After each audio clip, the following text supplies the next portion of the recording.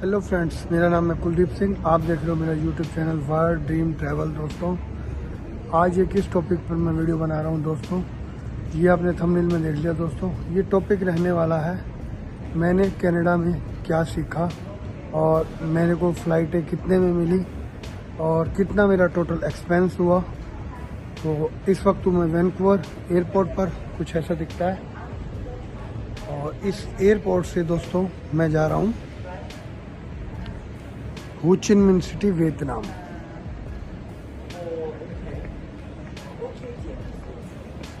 हो चिन Minh City, Vietnam. तो अभी मैं आ गया हूँ, आप देख सकते हो, ड्यूटी फ्री एरिया में।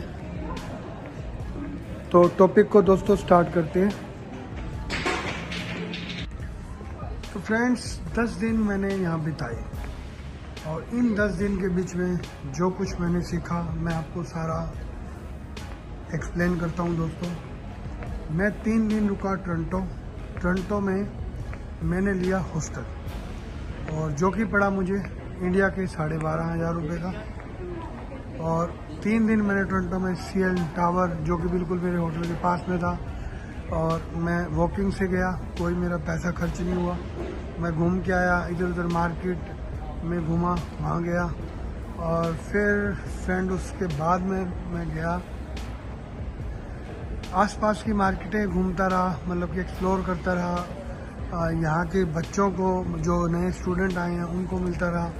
उनके एक्सपीरियंस जानने थे मुझे, ये क्या एक्सपीरियंस है, ऑलमोस्ट कितनी अर्न कर लेते हैं पर मंथ, कितना पैसा लगा के आए हैं।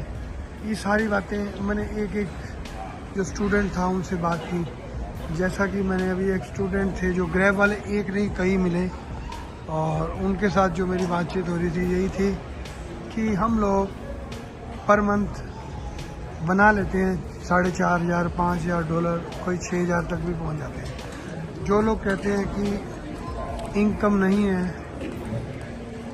कनाडा के अंदर, तो वो गलत कह रहे हैं। क्योंकि देखो, जिस इंसान ने काम करना है, जिस बच्चे ने काम करना है, वो तो देखो काम करेगा और इनकम होगी। कुछ बच्चे मुझे ऐसे मिले जो कहते हैं, अंकल बड़ी मस्त नींद आती है, नशा ही इतना अच्छा मिलता है। तो भाई, जिन्होंने नशा करना है तो यहाँ भाई हर तरह के जो नशे हैं वो लगभग तो लीगल ही हैं, तो मिलते हैं। तो अगर कोई बच्चे आ रहे हैं या कोई पेरेंट्स भेज रहे हैं तो भाई समझा के भेजो अपने बच्चों को। अब वो एक बच्चा बोला, भाई मेरी तो GIC की फ़ीस अभी तक मेरा काम चल रहा था, तो मेरा ये काम चल गया और अब मुझे वीकली जो रेंट वीक बाद रेंट देना है मुझे, तो इसलिए अभी मैं ग्रैब पे आ गया हूँ काम करने। तो ग्रैब का जो था पर डिलीवरी के 14, 15, 12, 17 ऐसे 9 स्टार्ट होता है, तो वो होता है डिस्टेंस के मुताबिक। तो ये बच्चे मतलब कि यहाँ कर रहे हैं और अर्निंग कर रहे हैं। अगर मैं आपको कहूँ कि अर्निंग नहीं है तो ये गलत होगा भाई। दोस्तों, इनकम है, लोग अर्निंग कर रहे हैं और काम भी हैं। अब बात करते हैं जो यहाँ पे पुराने रह रहे हैं और जिन लोगों ने यहाँ पे इतना टाइम बिताया और क्या अर्न किया। तो मैं एग्जांपल दे दूँ भाई, मेरे खुद के रिलेटिव ही रहते हैं, तो उनको भी आज 8-8 साल हो गए, तो वो भी अभी तक अपना घर नहीं बना पाए हैं। उनका कहना ये था कि भाई, जो 1.5-2 लाख डॉलर की प्रॉपर्टी थी, आज उसके चार्जेस 3 से 4 गुना हो गए हैं। मतलब वही property 8 lakh dollar, 10 lakh dollar हो चुकी है। तो बोला भाई, प्रॉपर्टी बनाना बहुत मुश्किल है। आप सरवाइव कर सकते हो अगर जितने पुराने आप हो जाओगे, जितना टाइम आप इस कंट्री को दोगे, उतनी इनकम करोगे। वो तो मैंने पहले भी मेरे वीडियोस में बताया भाई, एक बैग लेके इंसान आता है, उसे बर्तन, कपड़े, सब चीज़ें बनानी, पूरा अपना सेटअप करना, एक मकान के अंदर जितने भी सामान होता है सारा सेटअप करना बहुत मुश्किल होता है। फिर मकान लेना तो बहुत बड़ी बात है, क्योंकि इनकम बंदा सेव करता रहता है। ये तो हम लोग देख लीजिए, जिनके भी माँ बाप हैं वो अपने बच्चों के लिए वो सामान, कपड़े लत्ते, बर्तन सब छोड़ जाते हैं, वो अपने बच्चों के लिए छोड़ जाते हैं। मकान बने बनाए मिलते हैं, तो ये चीज़ें चलती रहती हैं।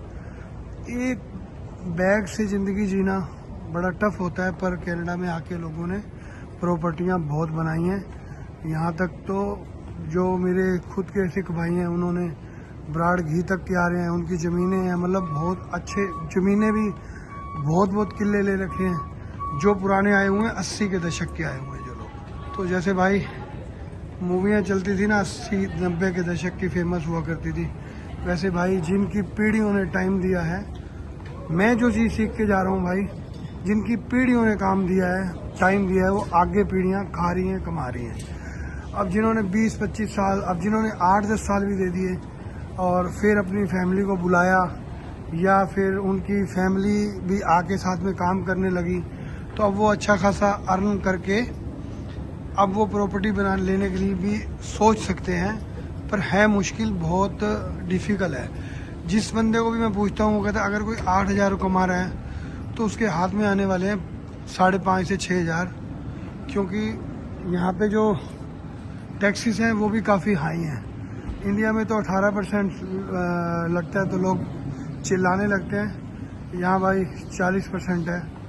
तो वही बात है, इनकी गवर्नमेंट फैसिलिटीज़ भी देती है भाई, मेडिकल की और आपकी एजुकेशन की, तो ये सारी चीज़ें हैं। तो मैं मतलब कि बता रहा हूँ कि अभी जो मेरे को एक ड्राइवर छोड़ने आया था, मतलब कि वो एक अच्छा इंसान था, दिल से सारी बातें कर रहा था, पंजाबी था मेरा भाई वो।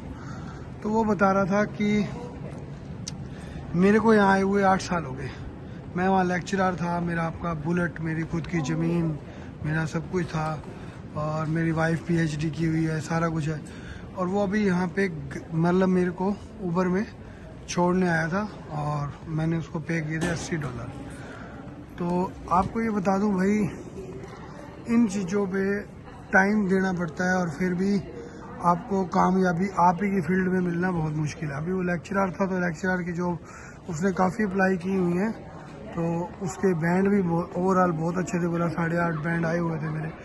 तो फिर भी कहता भाई हर पढ़ा लिखा बंदा भी यहाँ कोई ना कोई मेहनत कर रहा है।